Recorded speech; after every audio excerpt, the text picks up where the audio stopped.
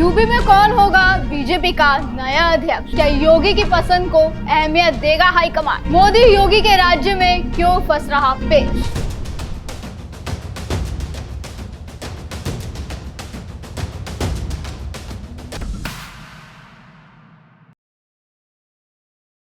BJP ने पिछले एक हफ्ते में कई राज्यों में पार्टी के प्रदेश अध्यक्ष की घोषणा करी, लेकिन अभी कुछ राज्य ऐसे हैं जहां बीजेपी अभी तक प्रदेश अध्यक्ष की घोषणा नहीं कर पाई, जिनमें दो राज्य ऐसे हैं जो प्रधानमंत्री नरेंद्र मोदी और सीएम योगी आदित्यनाथ का गढ़ है, जो है गुजरात और उत्तर प्रदेश। पीएम मोदी के गृह राज्य गुजरात और योगी आदित्यनाथ के उत्तर प्रदेश में फिलहाल इसको लेकर पेच फंसा हुआ है। कहा जा रहा है कि सबसे ज्यादा कठिनाई यूपी का अध्यक्ष चुनने में हो रही है।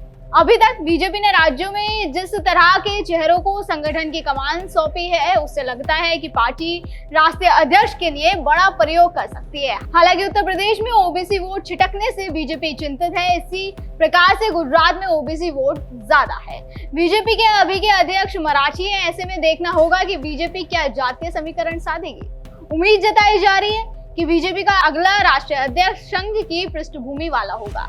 समेत भट्टाचार्य, हेमंत खंडेलवाल, महेंद्र भट्ट सभी संघ की भट्टी में तपकर निकले हैं। ऐसे में कहा जा रहा है कि जल्द ही राष्ट्रीय अध्यक्ष का ऐलान भी किया जा सकता है। लेकिन अभी बात गुजरात और उत्तर प्रदेश की।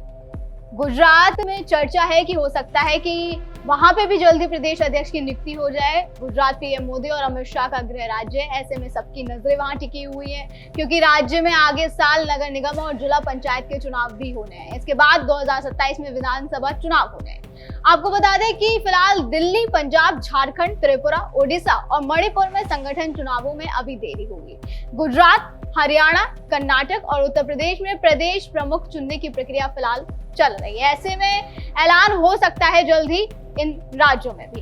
लेकिन यूपी और गुजरात में पेच फंसने की अटकलें लग रही हैं। बीजेपी ने 8 केंद्र शासित प्रदेशों में से 7 में ऐलान कर दिया है। दिल्ली में भी अभी वीरेंद्र सचदेवा पार्टी के प्रमुख है। राज्यों की बात करें तो कुल 28 राज्यों में से 9 राज्य बाकी है। 19 में ऐलान हो चुका है। तो आखिर क्यों उत्तर प्रदेश और गुजरात में ये पेच फंसा हुआ है? सबके मन में इस वक्त ये सवाल बहुत ज्यादा चल रहा है। लेकिन गुजरात से ज्यादा चर्चा उत्तर प्रदेश की भी हो रही है। उत्तर प्रदेश और गुजरात जैसे प्रमुख राज्यों में प्रदेश अध्यक्षों की नियुक्ति में देरी का एक कारण ये हो सकता है कि पार्टी इन राज्यों में बेहद सतर्क और रणनीतिक दृष्टिकोण अपना रही है, क्योंकि ये दोनों राज्य न केवल पीएम नरेंद्र मोदी और सीएम योगी आदित्यनाथ के गृह राज्य हैं, बल्कि बीजेपी के लिए राजनीतिक रूप से बेहद महत्वपूर्ण भी है। इसके अलावा हो सकता है कि उत्तर प्रदेश में 2027 के विधानसभा चुनाव को देखते हुए बीजेपी को जातिगत और क्षेत्रीय समीकरण को साधने की जरूरत है। पार्टी किसी ओबीसी या ब्राह्मण चेहरे पर दांव लगाने की योजना बना रही है, ताकि सामाजिक संतुलन बना रहे, और ये सावधानी दिखाती है कि बीजेपी जल्दबाजी में फैसले लेने की बजाय दीर्घकालिक रणनीति पर ध्यान दे रही है। खबरों के मुताबिक यूपी और गुजरात में प्रदेश अध्यक्षों की नियुक्ति राष्ट्रीय अध्यक्ष के चयन के बाद हो सकती है, ताकि संगठन और सरकार के बीच बेहतर तालमेल बना रहे। ये बीजेपी की रणनीति का हिस्सा है, जो ये सुनिश्चित करता है कि नेतृत्व का चयन केंद्र और राज्य स्तर पर एक साथ मजबूत।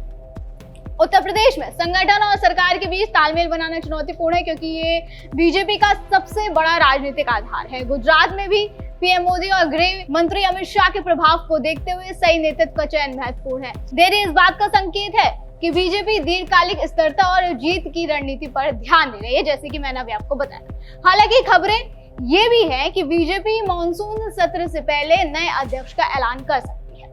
पीएम मोदी और योगी आदित्यनाथ के राज्य में पेच फंसा हुआ है। संभावना व्यक्त की जा रही है कि इन राज्यों में राष्ट्रीय अध्यक्ष की ताजपोशी के बाद प्रदेश अध्यक्ष का ऐलान हो सकता है। मतलब जब बीजेपी राष्ट्रीय अध्यक्ष की घोषणा कर देगी, उसके बाद इन दोनों राज्यों में प्रदेश अध्यक्ष की भी घोषणा कर दी जाएगी, ऐसी चर्चा है, क्योंकि अभी राष्ट्रीय अध्यक्ष की भी घोषणा नहीं की गई है।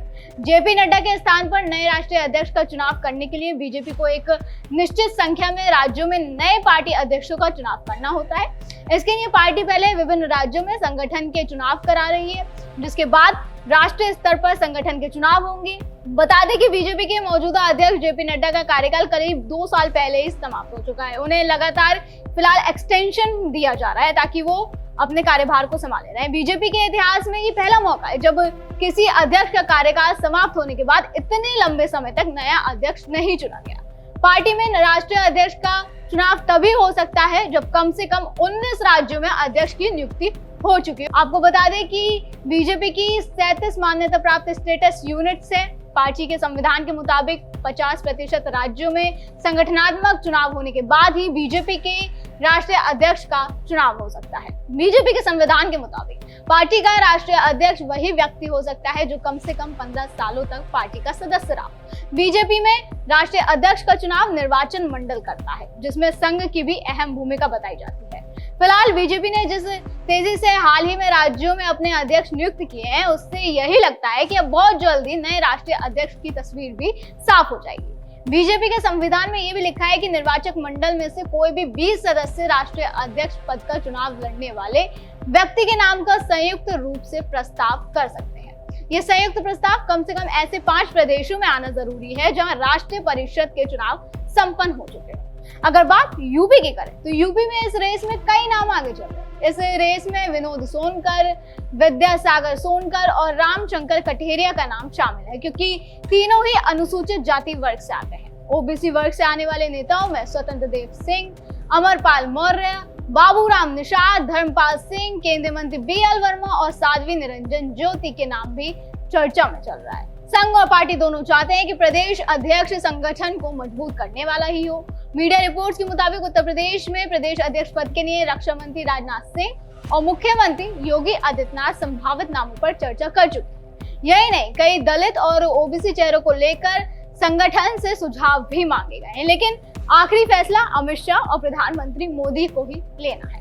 योगी आदित्यनाथ की पसंद के तौर पर 2 नाम सामने आए हैं, जिनमें जल शक्ति मंत्री और पूर्व प्रदेश अध्यक्ष स्वतंत्र देव सिंह जो ओबीसी हैं और कुर्मी समाज से आते हैं, और दूसरे ब्राह्मण चेहरे के रूप में दिनेश शर्मा बताए जा रहे हैं। दरअसल बीते लोकसभा चुनाव में दलित और ओबीसी दोनों ही वर्गों के वोट बीजेपी से छिटके हैं। ऐसे में पार्टी तय नहीं कर पा रही कि मौजूदा हालात में किस वर्ग पर दांव खेला जाए।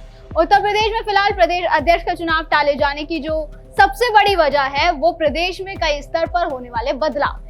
प्रदेश अध्यक्ष के चुनाव के साथ ही योगी कैबिनेट में फेरबदल होगी। केशव प्रसाद मौर्य को क्या कोई जिम्मेदारी मिल सकती है, इस पर भी चर्चा चल रही है। क्या संगठन में उन्हें कोई बड़ा पद दिया जा सकता है, और सबसे बड़ा सवाल ये है कि क्या हाईकमान योगी की पसंद को अहमियत देगा। अब आगे फिलहाल क्या होगा ये देखना दिलचस्प रहेगा। आज की वीडियो में बस इतना ही। अगली बार फिर होगी मुलाकात। आप देखते रहें DN पे इंडिया, हर खबर भरोसे के साथ।